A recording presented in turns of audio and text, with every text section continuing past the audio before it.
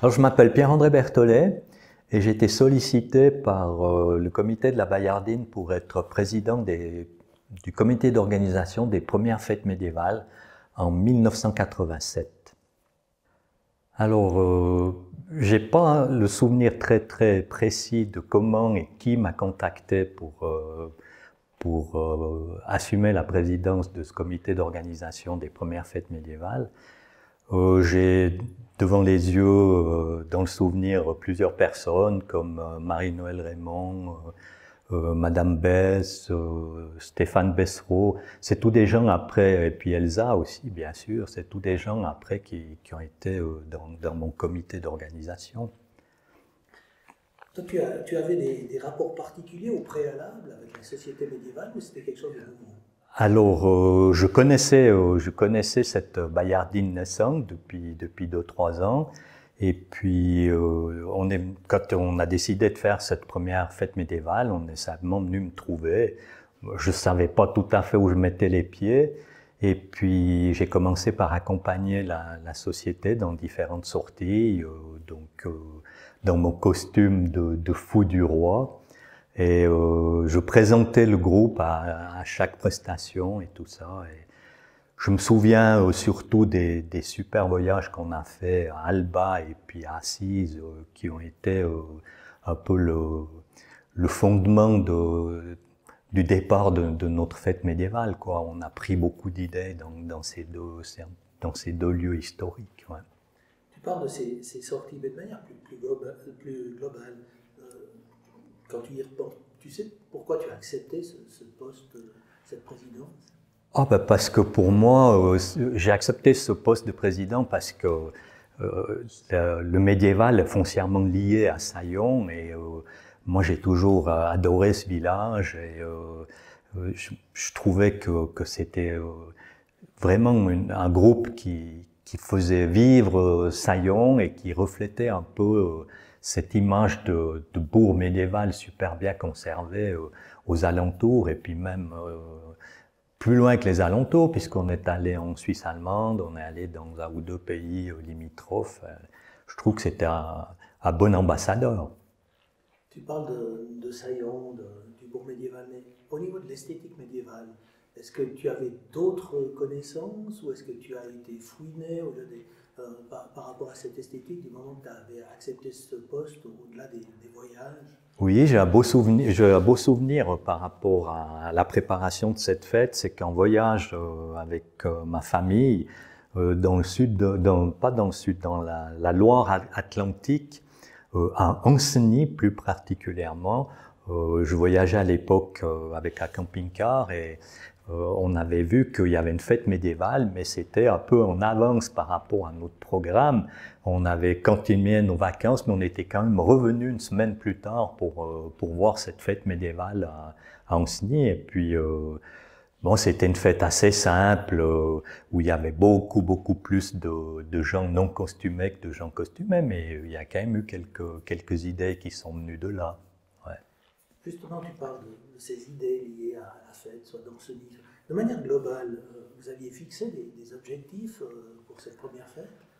Alors oui, on avait fixé des objectifs importants pour cette première fête, c'est-à-dire qu'on voulait vraiment que ce soit quelque chose d'authentique. On avait même fixé la barre un petit peu haute parce que si on prend le simple fait de la nourriture et des boissons, on vendait ce fameux bol en terre cuite et tout, mais avec le nombre de personnes qu'on a eu là, on a été rapidement dépassé. D'autres exigences, c'était la présentation des stands, donc on avait tous des stands faits avec du bois enchevêtré et puis des clés en osier pour justement et on avait mis de la paille dans les rues, on avait même des réverbères à gaz le soir. Je me rappelle que certains pompiers étaient assez sur le qui-vive entre la paille qui traînait le soir et puis ces lampadaires qui marchaient en feu ouvert pratiquement. Ouais. au niveau souvenir, pour la constitution du comité d'organisation, tu te rappelles un peu qui était impliqué, comment tu avais organisé les choses? Oui, alors le noyau principal, c'était quand même, je pense, le comité de la Bayardine à l'époque, avec Elsa, il y avait Oursifé, il y avait Stéphane Bessereau, Madame Bess, il y avait Marie-Noël, il y avait aussi Martial Dorsat et moi. Je pense que j'oublie personne, j'ai pas d'autres. Puis après, bon, bien sûr, il y avait la formation de toutes les commissions et tout, et tous les membres de la Bayardine étaient vraiment très très impliqués. Tu as encore une mémoire du programme retenu, comment vous aviez balancé les choses avec... Oui, le programme a été organisé d'une manière assez basée un peu sur ce qu'on avait, ce qu'on savait un peu. Donc, dans les grandes lignes, on avait prévu des animations.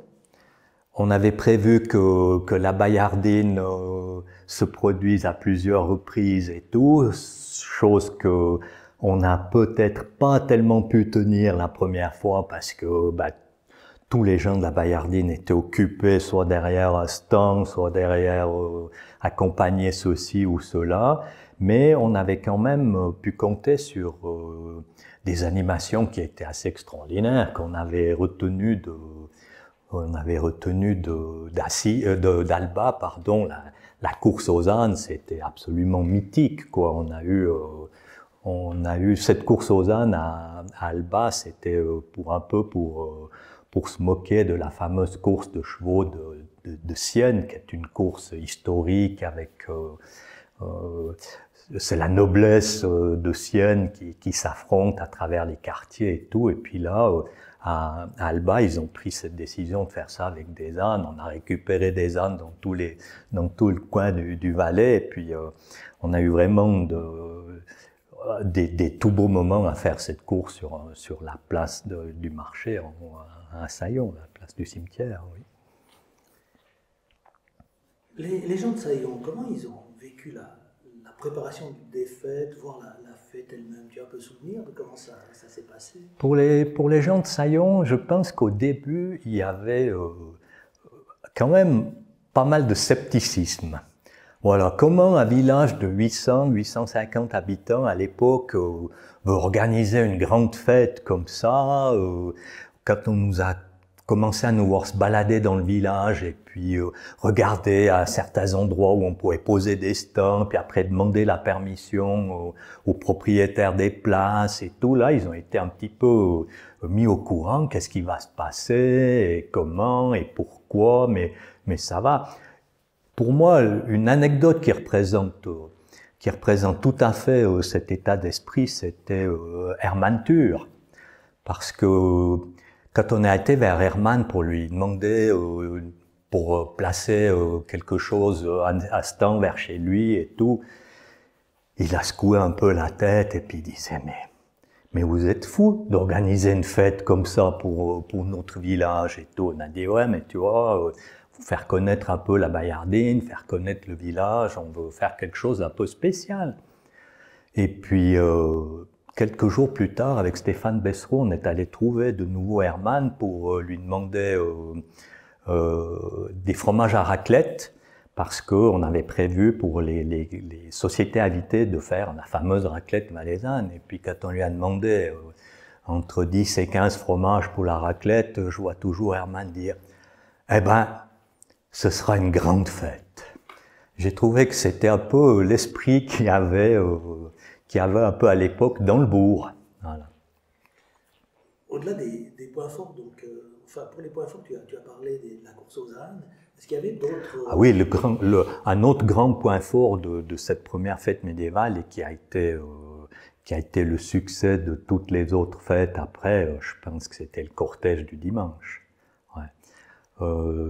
À titre personnel, c'est peut-être le plus beau moment qui a effacé tous les aléas et tout de la préparation et tout. C'est quand on arrive avec la Bayardine à la porte du bourg là-bas et puis qu'on on ne sait plus où passer tellement il y a de monde dans le village parce que à l'époque le cortège commençait sur la route d'Ivsé, on était stationné là et puis tout le monde était dans le village et de parler de ça, ça m'émeut encore maintenant. Ouais.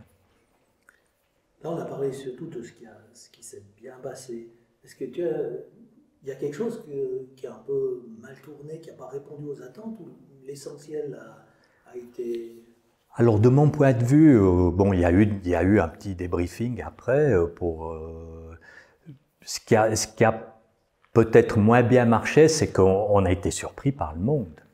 Donc réveiller Monsieur Tur dimanche matin, je l'ai pas réveillé, mais aller le secouer le dimanche matin pour lui dire qu'il nous manquait des boissons et puis qu'ils doivent téléphoner à 10 heures le matin, ça c'était un manque d'expérience de notre part, quoi. On n'avait pas prévu autant de choses. Un petit détail aussi tout à fait personnel, c'est me retrouver seul avec mon père Firmin le lundi à nettoyer les fours parce que tout le monde est au travail, bien sûr. C'était une équipe encore relativement jeune à l'époque. On avait tous notre travail et tout ça. Et puis bon, moi j'avais pris congé parce qu'il y avait des impératifs, mais voilà. C'est les seules petites choses. Après, ben, dans tous les comités, dans toutes les organisations, il y a des petites frictions de temps en temps, mais qui ont été nettement compensées par le succès de cette première fête. Ce qui a fait le succès de la fête, c'est aussi un petit peu la décoration du village, l'organisation. Tu as parlé de choses qui étaient relativement sérieuses au niveau de... c'est qui s'occupait de tout ça? Tu avais un groupe particulier? Alors, s'occuper de la décoration du village, je pense qu'on était tous impliqués là, mais je pense qu'on doit beaucoup à Martial Dorsat, parce que lui, bon, il a engagé une équipe de bricoleurs avec lui, ils ont fait les stands et tout ça. Je pense que ça, c'est voilà. Après, Elsa et Oursi, je pense qu'elles se sont beaucoup investies là et qu'elles ont certainement beaucoup potassé pour dire ce qui convenait moins bien. Et par exemple, demander à tout le monde de masquer les vitrines trop voyantes et tout ça, ça c'était leur travail. Il y a une équipe de couturières pour les costumes. Ces couturières ont même fait les oriflammes pour décorer le village et tout ça. Et là, on a aussi pu compter sur l'administration communale et ses employés pour placer toutes ces choses à l'époque. Justement, j'y venais, le contact avec les autorités politiques, est-ce qu'il y avait beaucoup de contacts d'emblée? Comment les choses étaient perçues? Bon, à partir du moment où on a décidé de faire cette fête, on a eu, par rapport à l'administration communale, on a eu une personne du comité qui s'est occupée de ces relations. Et comme Stéphane Bessereau était géomètre, lui voyait aussi comment on pouvait organiser le cortège, comment le faire passer, si on avait assez de place dans certains endroits et tout. Et la commune, elle a été partie prenante dès le début, surtout en ce qui concerne les autorisations de fermeture des routes et de passage pour le succès de cette fête. Changeons un peu de sujet, si on vient du côté de la question des finances. Quels étaient les enjeux financiers? Qu'est-ce que vous aviez prévu et comment ça s'est passé? Pour le secteur financier, ben, on a fait comme toute nouvelle structure, on a été frappé à la porte des entreprises et puis des personnes susceptibles de pouvoir faire un don. Et on avait décidé plus ou moins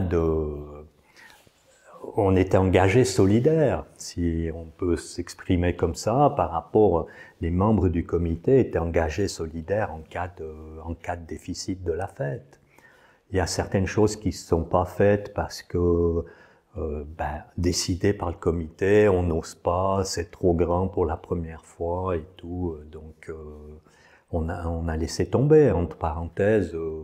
Je me souviens m'être porté caution pour organiser un combat de chevaliers.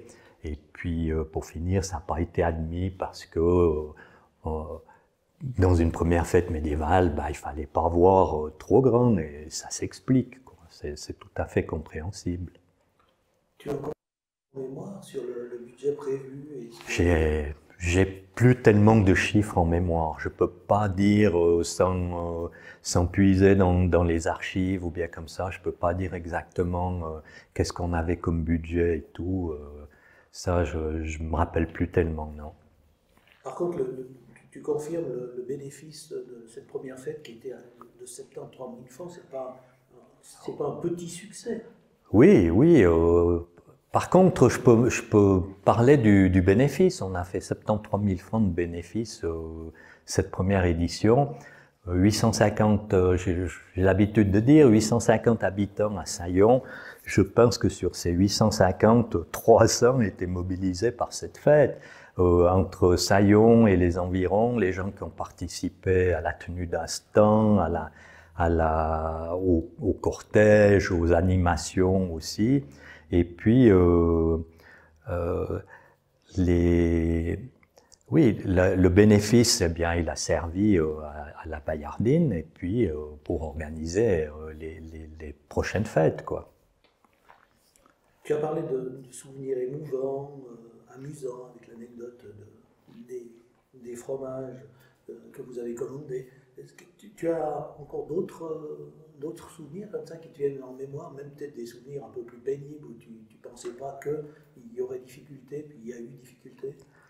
J'ai encore un joli souvenir, c'est que le samedi soir, non, je vais d'abord commencer par un autre souvenir, le souvenir de deux dames de Saillons qui arrivent à 11h le samedi matin à la porte sud du village et auquel on demande 20 francs pour entrer à la fête médiévale pour les 2 jours.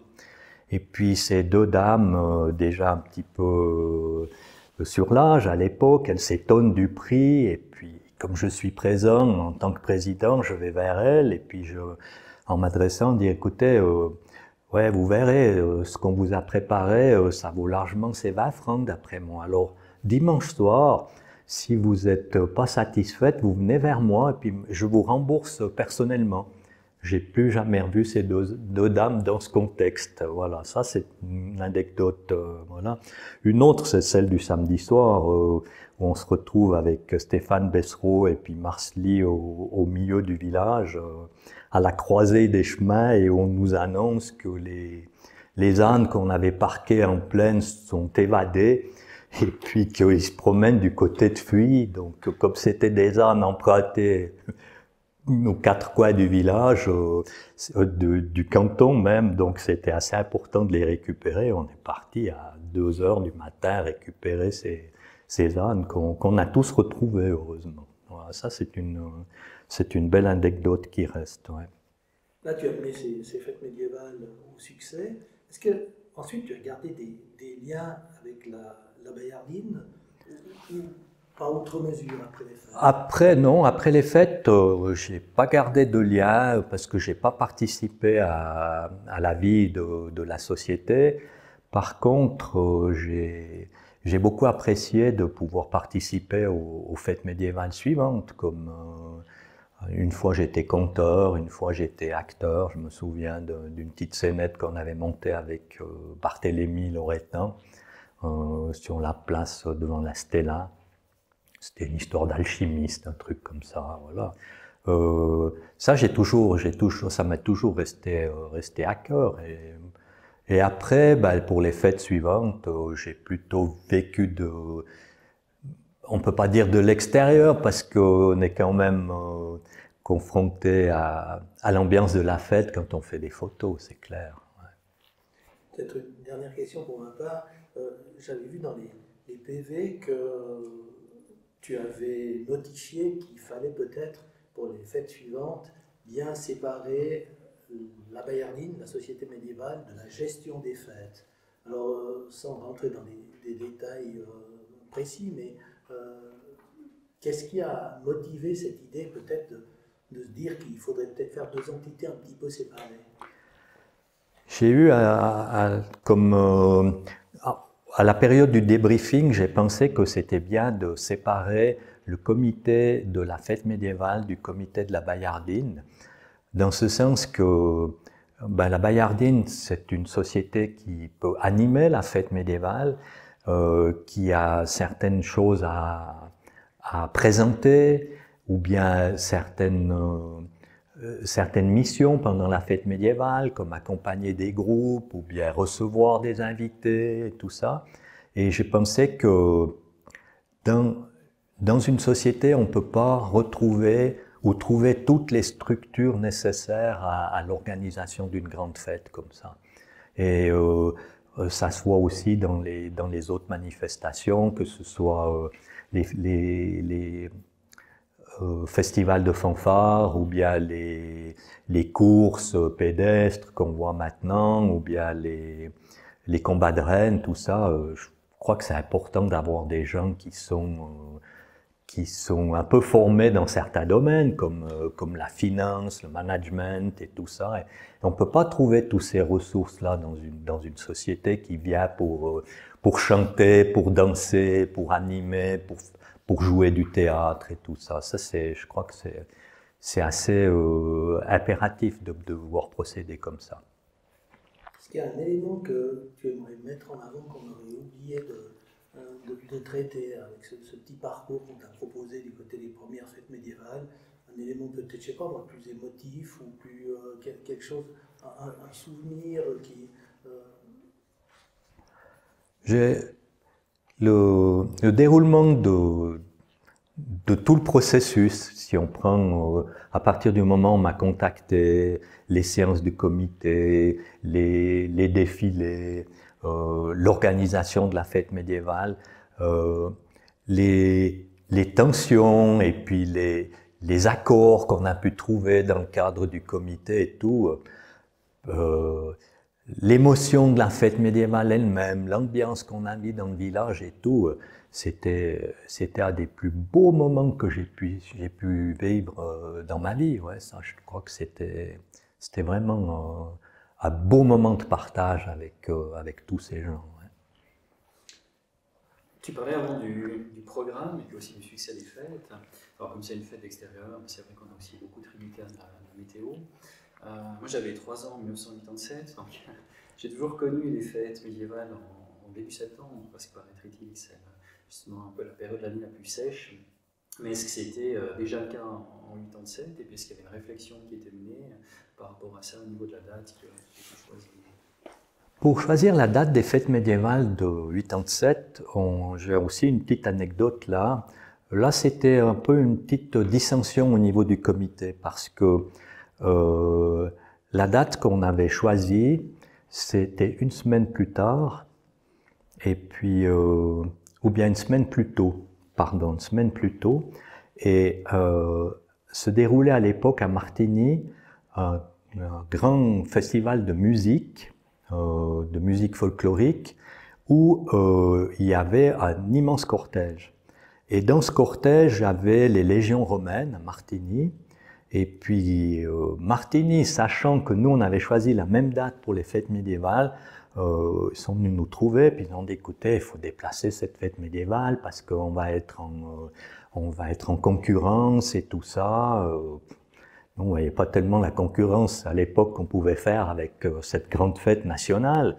Ils nous ont proposé de participer au cortège et de reporter la fête médiévale à une autre date, donc à la date qu'on avait finalement choisie. Et puis là, au niveau du comité, on n'a pas tellement été d'accord, mais le président a tranché parce que on pouvait participer au cortège de Martigny en costume, en fête médiévale. On pouvait distribuer des papillons comme quoi le week-end suivant, on faisait une fête médiévale à Saillon et tout. Et ça a été, je crois aussi, au niveau publicitaire, quelque chose d'extraordinaire. Et après, je me souviens que la semaine suivante, ou 2 semaines après, il y avait la fête du vin à Saillon. Et cette fête du vin a été une des dernières parce que c'était catastrophique au niveau du temps. Donc, on ne peut pas prévoir l'avenir aussi à long terme, mais le fait d'avoir choisi ce week-end-là, je pense que ça a quand même beaucoup influencé sur les résultats des fêtes postérieures, puisqu'il a tout le temps fait beau. Ouais. Merci. Mais je vous en prie.